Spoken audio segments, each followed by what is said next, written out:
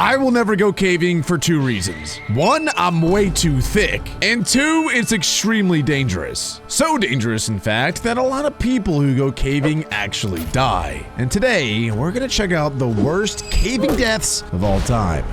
Starting with the Neil Moss incident. It was Sunday, March 22nd, 1959, when 20-year-old Oxford philosophy student Oscar Neil Moss, along with 7 other people, 4 of whom were part of the British Caving Association, decided to visit Peak Cavern in the village of Castleton, Derbyshire. I gotta say, if you're gonna die, that is a beautiful place to die at. That is an awesome looking cave. The cave system was well known. However, 2 weeks earlier, the same 4 BCA explorers had discovered a new fissure in a side chamber that was 1,000 feet deep. The 8 explorers entered the cave system in the afternoon. They were equipped with ropes, lamps, helmets, and other necessary caving materials. Upon entering, they discovered the Mucky Ducks section, a wet squeeze tunnel that was frequently flooded after rain. This led them to the Boulder Passage, an easier section where they could stand upright while descending and maneuver around various obstructions. Approximately 493 feet into the passage, a 10-feet climb on the north wall of the upper gallery awaited them. High above the steep, muddy slopes was Pickering Passage, a long, narrow crawl space where you had to stretch your whole body to move through. There's absolutely no way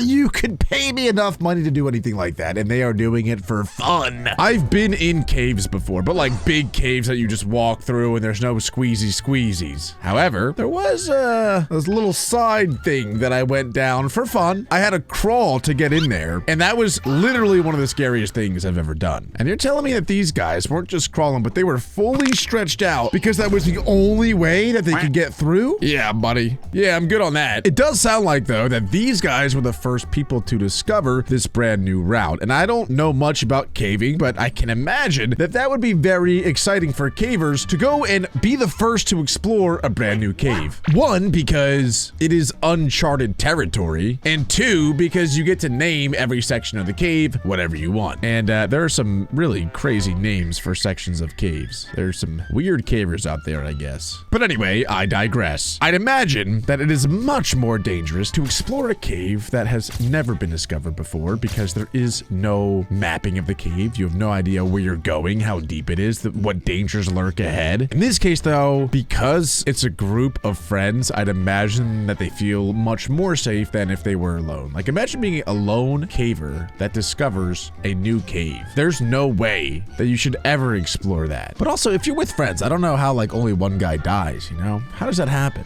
I don't know how the other guys can't pull him out. There's gotta be a way. Concluded with an awkward bend and a muddy sump. Above the eye hole, just large enough to accommodate a human body, laid the next challenge. It led to a thigh-deep, muddy pool that connected to the stalagmite chamber, a vast, beautiful part of the cave filled with stalagmites, with a ceiling high enough for a person to stand upright. Despite their fatigue, they approached the newly discovered fissure in the ground. The shaft measured around 3.2 feet by 2.3 feet. None had ventured all the way down there, but it was estimated to be at least 40 feet deep. To be safe, they decided to deploy a 250 feet climbing ladder, and Neil— See, that is a good idea. I was thinking to myself, as I saw that, like, at least put a rope down as you go. Don't just go down there. But if they're putting a ladder down there, how does this possibly go wrong? Maybe one of the stalactites just, like, drops on their head. Like a warden trap from Minecraft. Volunteered to go down. He started to descend around 3:30 p.m., pushing the ladder before continuing. He went down 12 feet when he met his first challenge, the corkscrew twist. He succeeded in pushing himself into a 10-foot-long, slightly inclined passageway, and then crawled through it, pushing the ladder as he went. Afterwards, he came face to face with a vertical passageway 18 feet deep, a section none had ventured into before. Throughout his descent, he maintained constant communication with his team above. Excited, Moss dropped further down the tunnel, but unfortunately, he met a boulder there. He knew he couldn't continue descending, so he decided to climb back up. Unfortunately, Moss found himself unable to lift his feet sufficiently to ascend the ladder. He became trapped in an elliptical crevice only 18 inches wide. He called out for assistance, and despite efforts to lift him by pulling on the ladder, it became jammed between the cave surface and his body. Ropes were lowered to help him, but every time they tried to pull him up, they either snapped or got cut by the sharp edge of the rock. His body ended up blocking air from getting into the shaft, so he needed to be rescued immediately before he ran out of oxygen.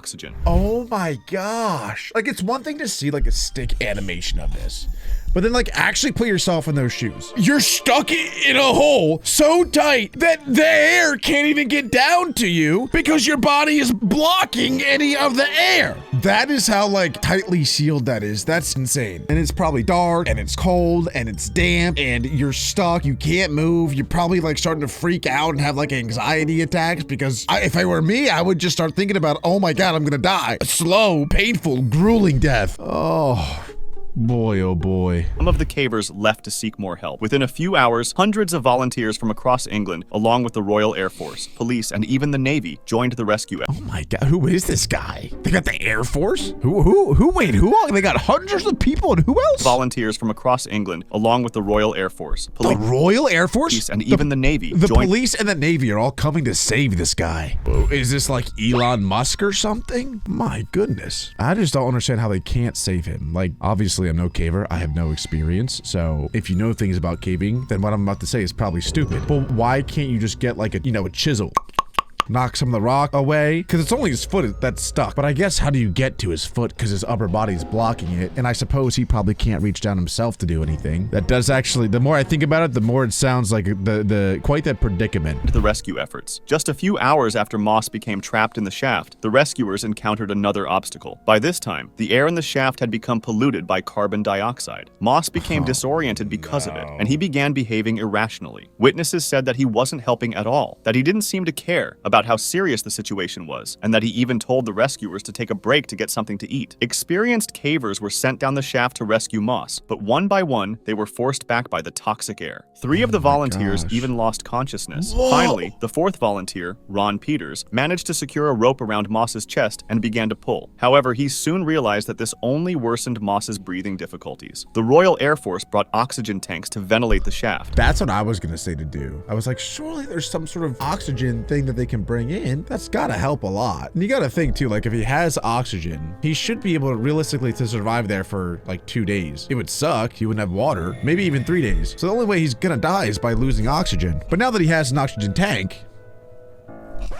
what? And although the quality of air was marginally improved, it proved to be insufficient. The next morning, 18-year-old June Bailey arrived and suggested breaking Neil's collarbone to help rescue him. However, the toxic air stopped all their efforts, and they had to turn back. By Monday afternoon, roughly 24 hours after Moss entered the cave, he was still breathing, but it started to rain, and the entire cave was evacuated as a precaution. That is a caver's worst nightmare. I don't even know if I want to continue. This is about to get so sad. It's so dangerous for any other caver rescuer to save this guy that they have to decide to not go in the cave while it's raining. Essentially deciding to let their friend die to save themselves. Oh my God, man. I don't even want to think about it, because now I'm thinking about, oh my, like what if that was Jack or what if that was Adam and I had to make that decision. Whew. These are real stories too. These are not like made up scenarios. I'm sure like if you Google this incident, it will pop up. Stopped, the rescuers went back to the shaft accompanied by a Royal Air Force doctor. They did not hear a sound. Moss was not breathing, and he was declared dead on Tuesday, March 24th, 1959. Throughout the ordeal, Moss's father, Eric Moss, stayed at the entrance and asked that his son's body remain where it was to avoid risking further injury or loss of life during the rescue. The shaft was sealed with rocks from the stalagmite chamber. That chamber, which held the shaft, later became known as the Moss Chamber, his final resting place.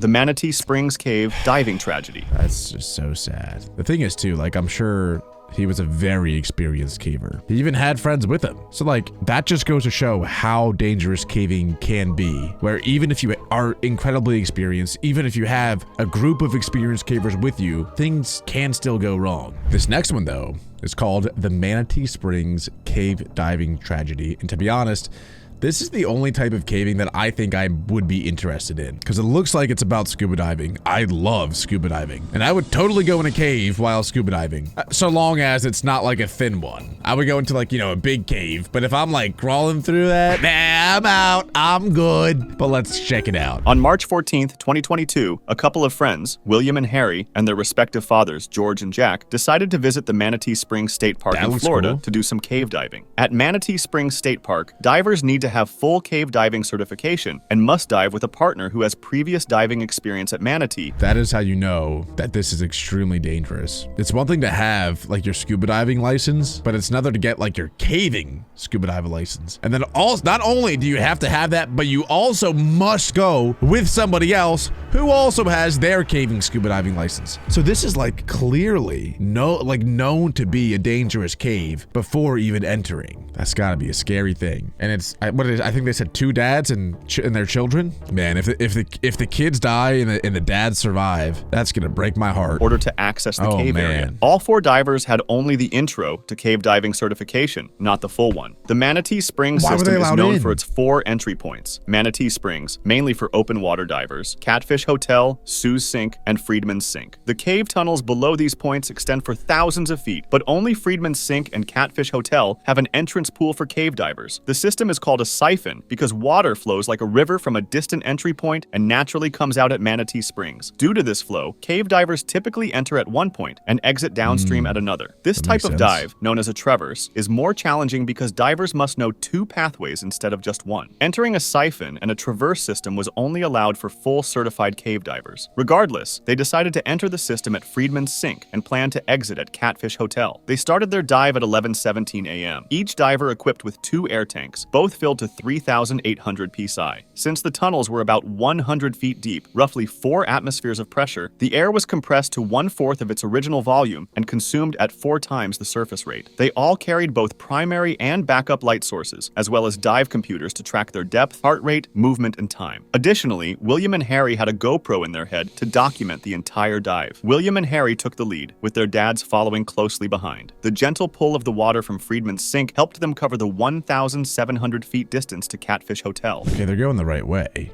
I thought that for sure they were going to go right, which was the wrong way, which would have been against the current, I think. But currents are no joke at all. I'll make this story quick, and it's an embarrassing one, so I never planned on sharing this, but long story short, I tried doing a mini triathlon, and part of that is a 1/4 mile swim, which I had done before. I practiced it one time and I did it. But on the day of the triathlon, in the bay that we had to swim in, there was a strong current to the point where we started, like the race was you go one way in the swim and then you come back the same way. But the current was going the way that you start. So I got all the way to the turn, I turn around the buoy, I start swimming back, and I put my head down, swim, breathe, swim, breathe. You know, I'm swimming. I look up, the gosh dang buoy is still right next to me! And I was like, nah, that can't be right. That can't be right. Let me try again. I'm swimming as hard as I can. Now, admittedly, I'm not a swimmer. I never, like, competed in swimming, but I can swim. Like, I used to go to the beach all the time and, like, swim out to the buoys and swim back, and, like, I know how to swim. But anyway, I'm swimming as hard as I can for a good, like, 15, 20 seconds, and then I look up, the buoy is now in front of me. I went backwards! And it was at that point that I realized I cannot finish, no matter how hard I try. It's not like running, where I could, like, walk for a little bit and continue progressing. If you're stuck in a current and you can't outswim it, there's nothing you can do. You're cooked.